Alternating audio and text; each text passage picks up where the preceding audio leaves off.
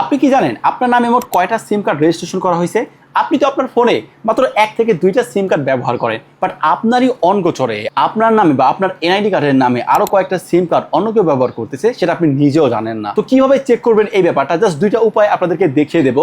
আপনার নামে মোট কয়টা সিম কার্ড রেজিস্ট্রেশন করা আছে। দেখেন, সাধারণত ফুটপাথ বা রাস্তা থেকে আপনি যদি কোনো সিম কার্ড কিনতে যান, তখন দেখবেন অনেকে কিন্তু কয়েকবার আপনার ফিঙ্গারপ্রিন্টটা নিয়ে নেয়, আর কয়েকবার ফিঙ্গারপ্রিন্ট নেওয়ার মাধ্যমেই দেখা গেছে আপনার নামে কয়েকটা সিম কার্ড রেজিস্ট্রেশন তারা করে ফেলে, আর পরবর্তীতে ওগুলো দিয়ে প্রতারণা করে। আর বাংলাদেশের সিম কার্ড দিয়ে কত ধরনের প্রতারণা হতে পারে এই বিষয়ে আমার চাইতে আপনারাই ভালো জানেন। দেখা গেছে বিভিন্ন ধরনের ট্রানজেকশন করবে, বিকাশে প্রতারণা করবে, অনেক ক্রাইমও কিন্তু করতে পারে। তো এই জন্য এই সিরিয়াস বিষয়টা আপনারা অবশ্যই জেনে নেওয়া জরুরি। তো এই জন্য যে উপায় আপনারা মূলত আপনার নামে বা আপনার এনআইডি কার্ড দিয়ে কয়টা সিম কার্ড রেজিস্ট্রেশন করা আছে, যে উপায় চেক করবেন, জাস্ট চলে যাবেন আপনার ফোনের ডায়ালারে, ডায়াল করবেন *16001#।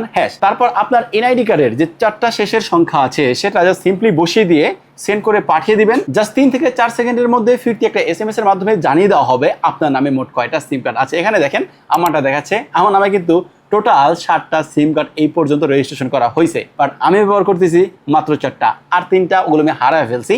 তো কি করবো, খুব দ্রুতই আমি এই 3টা সিম কার্ড ডিঅ্যাক্টিভেট করে দিব। আর কিভাবে ডিঅ্যাক্টিভেট করতে হয় এটা আমি দেখাবো হচ্ছে নেক্সট ভিডিওতে। এরকম ভিডিও আরো পেতে চাইলে সাবস্ক্রাইব